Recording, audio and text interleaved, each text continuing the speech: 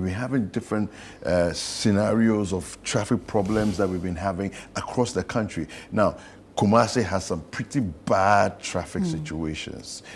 Those of you who live in Kumasi, you know how it is, right? So we're going to open the phone lines at the point. We're going to ask you to call us and share with us your experiences. What are some of the challenges where you live? What are some of the challenges you've had and the impact of traffic on your productivity in your life? So we're going to be having that later on in the show. But to start things off, we are on the Kpone-Dawhenya stretch. Now, some of you live in that neighborhood, and some of you have friends who live in that neighborhood, and some of you have vowed you're never going back to that neighborhood because the traffic is insane. Well, Charles Osukumi, our colleague and correspondent here, has joined us on the line, and he's right there in the thick of things, and he's going to bring us some updates as to what's happening on that stretch. Charles, good morning. Good morning, David. Yes. Yeah. What can you tell us about what's happening in, where are you first of all specifically, and what can you tell us as to what's happening there? Well, David, you're right. I am right here in the thick of things. I am currently on the Kpone-Dawhenya road.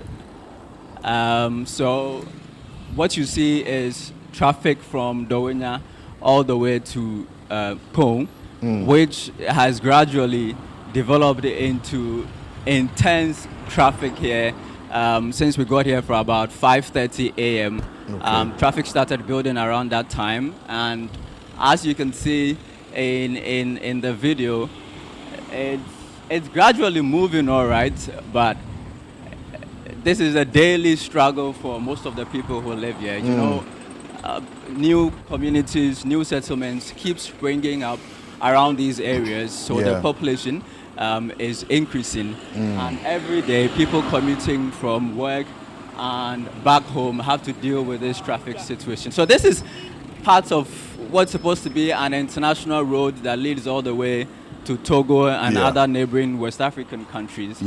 And it's a very important road. In 2020, the president cut short for an expansion work.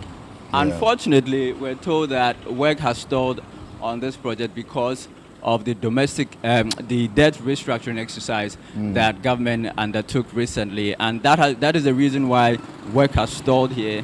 And so, if you get to the Kpone junction, there's supposed to be some flyover. There's supposed to be some work there to help ease the traffic, but that is currently on hold, and that has contributed heavily to the traffic. Traffic here. Recently, when the President commissioned the Flowerpot flyover, the roads minister directed that some work be done on this stretch to help ease the traffic congestion here. But we've been here for some time. We've not seen any work yet.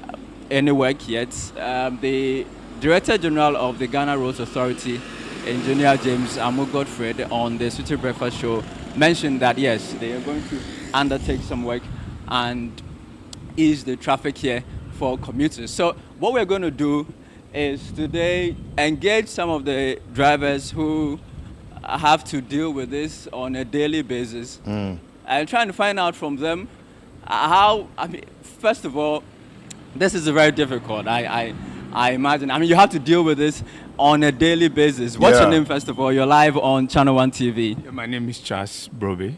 You're Charles? Yeah, Charles. Oh, my name is Charles too. Yes, I'm Charles Brobe. Tell me about how you deal with this on a daily basis. It is really frustrating. I don't know how to put it, but it's frustrating. It is Sunday to Sunday. It's Sunday to Sunday. No rest day. No rest day. You have to deal with it. And the alternative route is also very bad. That you don't know what to do, so you have to deal with it. So look, you wake up 4 a.m.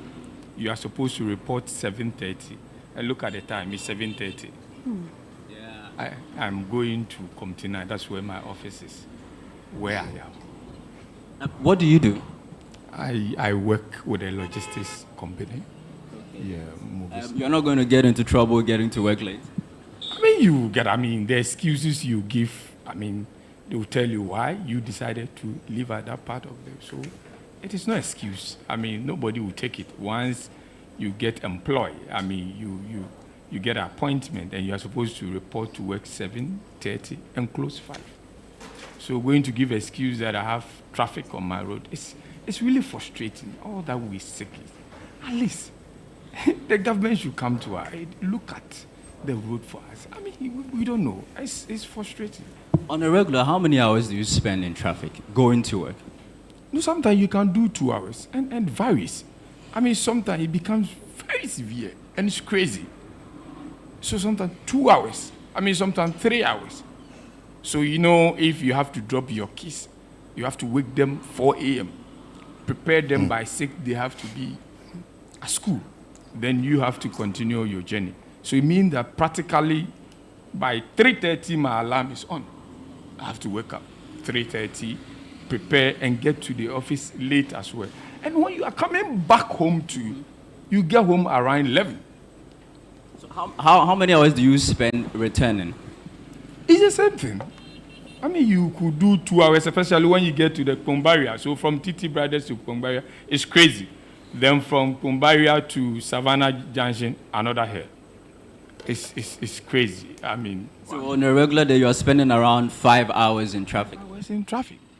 That's 5 hours of productive hours you're wasting in I'm traffic. not even talking about the fuel you are burning.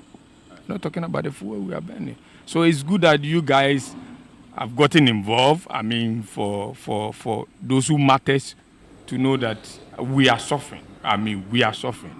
We are suffering. Thank you very much, Charles. That was Charles. Residents around these areas who commute using this road on a regular basis. We're trying to engage a lot more people here. Hello, ma. My name is Charles. I work with ChannelOne TV. You're actually live on ChannelOne TV. What's your name? My name is Harriet. Harriet. Karen. Harriet. Okay. So where are you coming from? Where are you headed? Well, I live around the Akufo-Addo, and I'm heading towards Nungwa. Nungwa. Yes. That's a long way from here. Yes. On a regular day, how many hours do you spend in traffic? How much does that impact what you do? Well, depending on what time you get here, I sometimes do up to 2 hours in the morning in and same out, depending on the time I arrive around this area. The traffic is heavy almost every day, unless you set off at dawn, and you always get to the office tired and get home also tired. If you have meetings, early morning meetings, it means you need to set off at dawn, and that impacts work actually. Spending 2 hours in and out, that is 4 hours already, and sometimes more. I could have put those hours into some productive use to do more work. And so actually sometimes I have to, if I have documents to study, I have to do that in a vehicle whilst on my way, because somebody else is driving, so then I have that room to do it. But if I were driving myself, then I wouldn't be able to do that, and so then the time is wasted, and I probably have to work late into the night because of... In terms of your health, I mean, having to stay this long in traffic, I mean, inhaling all these fumes from these exhausts, how does that impact your health? Well, let me say that probably because I'm using air conditioning in the vehicle, the glasses are always rolled up, but because it's long hour drive or long hours of drive, I'm always sitting, and you know that is not also good for health, for my back, you know, and so the health implications are there. In the long run, you have backache, and if you do nothing about it, then you may have challenges in future. Thank you, ma. I hope you have a nice day. So that was one of the concerned commuters who sharing his thoughts with us. about the daily struggles of using the Dawhenya Road, intense traffic every day. Hello, my name is Charles. What's your name, sir? I'm Isaac Norte. Isaac Norte. Norte, yes. So, are you an Uber driver? Yeah, this is the Uber. So, this is a business for you, right? And you have to deal with this traffic every day. Tell me about how you're dealing with it in terms of your sales. Actually, let me say that it's a matter of truth. I have to say right now, this road is a very hectic for me because I've used this road for about 5 years. And since 5 years, the kind of traffic I experience on this road is unbearable. Seriously. And I don't know what to say about this thing. Every day they will come here, you see them digging one side, digging another side, like they are constructing the road, but you will not see anything.